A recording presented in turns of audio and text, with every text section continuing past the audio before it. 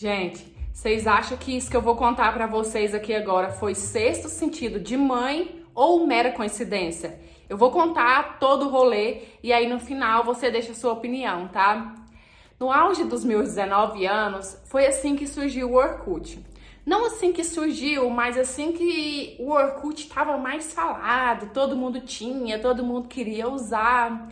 E naquela época, a minha mãe, ela ainda não me deixava sair de casa, ela não me deixava namorar. E não era só comigo, não. O meu irmão já tinha 17 anos, era a mesma coisa. A minha irmã mais nova na época tinha 15 anos, era a mesma coisa. A minha mãe, ela foi bem rígida mesmo na nossa criação. Ela falava assim que a gente tinha que ter foco na vida, tinha que estudar, se formar, para depois aproveitar a vida. Enfim, vocês vão ver que isso foi bom na minha história toda. Só que o problema é que com os meus 19 anos, eu dei um surto que eu queria encontrar o amor da minha vida. Eu falava assim, eu quero encontrar o amor da minha vida, eu quero me apaixonar. Porque as poucas amigas que eu tinha namorava e elas me contavam, sabe, as experiências delas.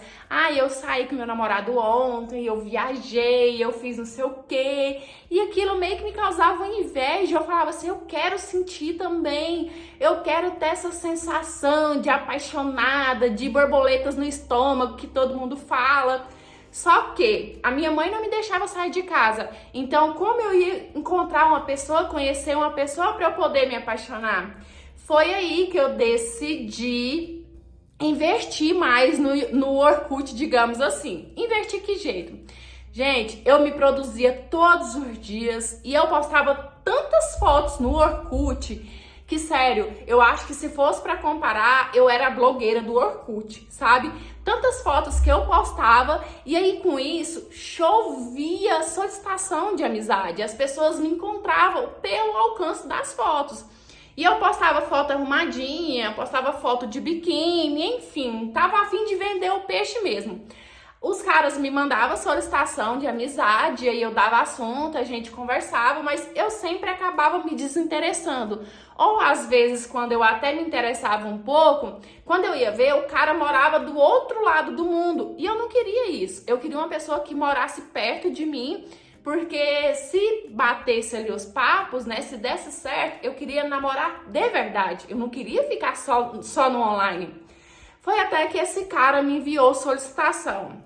Aceitei. A gente começou a conversar. De cara eu já achei ele muito bonito, muito simpático. E aí ele me falou que era da minha cidade. Aí eu falei, pronto, capaz que vai dar certo, né? Comecei a conversar com ele. E, gente, olha, parece que tudo que eu queria, ele queria também, sabe? Ele falava assim que era solteiro, que morava na casa da mãe dele, ele já tinha namorado, mas agora ele queria encontrar a pessoa certa, queria algo sério, não queria ficar. E eu pensava assim, meu Deus, será que é ele? Será que esse cara que foi preparado pra mim? Então a gente conversou assim alguns dias, até que começamos a namorar. Virtualmente, obviamente, né? E tudo que eu conhecia dele era isso que ele me falava, que era um cara solteiro, que morava na casa da mãe, que era trabalhador e buscava um relacionamento sério. Ponto. Era o que eu sabia dele, o que ele me falava. Então a gente começou a namorar, a ponto dele sentir ciúmes, dele me pedir pra não ficar postando foto mais na internet, porque agora eu era comprometida, e ele ficava com ciúme dos caras ficar comentando nas minhas fotos. Vai vendo. E ele já tava falando de ir na minha casa, pedir a minha mãe, a gente já tava combinando isso. Até que um dia, uma moça muito bonita me enviou solicitação. E eu aceitei, obviamente, porque, gente, eu era dessas. Se o mosquito passasse, me mandar a solicitação, eu aceitava. Assim que eu aceitei, gente, ela me mandou uma enxurrada de xingamento. Me chamando de safada, de vadia, de talarica, que eu tava saindo com o marido dela. E o que ela me mandava muito repetindo era que eu tava saindo com o marido dela, sem falar nome nem explicar nada. E eu pensei assim, essa mulher é maluca, eu não tô saindo com ninguém, eu não saio nem sozinha, como que eu vou estar saindo com o marido dela? Bloqueei, né? Porque pra mim ela tinha me confundido com alguém, era a única explicação. Depois que eu bloqueei ela, o meu namorado, ele sumiu. Passou muitos dias sumido. E eu naquela agonia, porque eu já tava apaixonadinha por ele, sabe? Todo dia olhava o bate-papo dele, offline. E eu pensando assim, ou aconteceu alguma coisa, ou ele desistiu de mim, né? Porque não tá certo. Ele nunca ficou tantos dias assim, offline. Até que mais de mês depois que ele tava sumido, presta bastante atenção, ele apareceu. Conversando comigo muito estranho, de uma forma bem fria, porque assim, ele era bem carinhoso, sabe? E assim que ele apareceu, ele já veio todo apavorado, falando assim que queria marcar encontro comigo, que não queria saber desse negócio de internet mais, que ele me amava, que ele queria me encontrar pessoalmente, se desse certo já queria ir na minha casa. E eu pensei, opa, o homem realmente tá apaixonado, vamos lá. Falei, não, a gente marca sim. Eu invento alguma mentira pra minha mãe e a gente se encontra. Vamos marcar num local que seja mais próximo da minha casa. E assim ficou feito, assim ficou combinado. Chegou o dia do encontro, eu super nervosa, sabe? Arrumei cabelo, fiquei toda perfumada, porque eu queria que ele me admirasse, eu queria que ele olhasse e falasse, nossa, ela é igualzinha na internet, né? Só que aí, gente, na hora que eu tava saindo de casa, pela graça do Altíssimo, a minha mãe foi muito carrasca com a nossa criação, digamos assim. Na hora que eu tava saindo de casa, a minha mãe falou assim, opa, Tatiane, aonde a senhorita pensa que vai? Eu dei uma engolida seca, pensei rapidão e falei assim, vou na casa da tia Lica, mãe. Porque a tia Lica, ela morava 4 ruas abaixo da nossa. E vira e mexe, eu ia lá mesmo conversar com a minha prima. Aí a minha mãe, gente, uma coisa que ela não tinha costume, ela virou pra mim e falou assim, pois eu vou com você. Olha, parece que a minha mãe tava sentindo, sabe? Eu acho que esse negócio de sexto sentido de mãe existe sim. Aí eu já dei aquela fechada na cara, fiquei na força do ódio, porque não tinha como eu inventar outra mentira. Se eu falasse que eu não ia mais, ela ia desconfiar. Fui obrigada a ir pra casa da tia Lica e não pude ir pro encontro. Chegando na casa da tia Lica, a minha mãe conversou, e eu agoniada, sabe? Ela prestava atenção que eu tava ansiosa pra sair logo, e ela perguntava, você vai em algum lugar, Tatiana? O que foi que você tá agoniada? E eu, não, mãe, o que é isso? Impressão da senhora. Demoramos. Quando a gente voltou pra casa, a primeira coisa que eu fiz foi correr pro computador. Eu queria entrar no Orkut pra explicar pra ele, olha, eu não fui porque aconteceu isso. Porque eu pensei, ele deve estar mega chateado comigo. Só que quando eu entrei no meu Orkut, gente, quando eu abri, já tinha um monte de mensagem dele, através do bate-papo dele, mas que não eram dele, mensagens da esposa dele, falando assim, cadê você, sua talarica? Por que você não foi no nosso encontro? Você não marcou encontro comigo? Você não marcou encontro com o meu marido? Por que você não foi? Fiquei esperando esse tempão com um brinquedinho na mão. Eu ia deixar a sua cabeça lisinha para você aprender a se envolver com macho alheio. Gente, vocês conseguiram entender?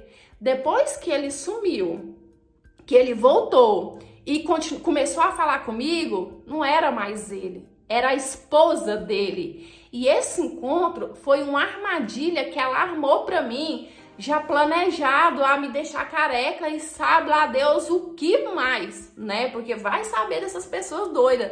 Olha, quando eu li aquele monte de coisa que eu caí a real, que era uma armadilha, eu comecei a suar fria, eu comecei a chorar e eu, meu Deus, graças a Deus da minha mãe ser tão chata do jeito que ela é. Porque se não fosse isso, talvez eu nem estaria viva aqui. Eu fiquei super nervosa, vocês não têm noção. A minha barriga, a borboleta no estômago que eu queria sentir, eu senti de nervo, de medo, de ver o risco que eu corri.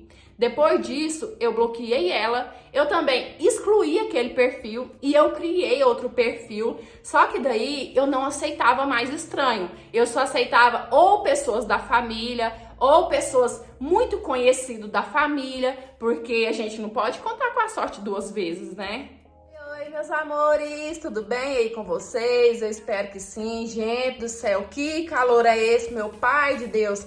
Deixei pra gravar à noite pra ver se ficava mais fresco, mas olha, tem essa ringue, tem aquelas luzes lá, tem ali também, o calor tá insuportável. Mas enfim, o que importa é que eu consegui, né, entregar conteúdo pra vocês.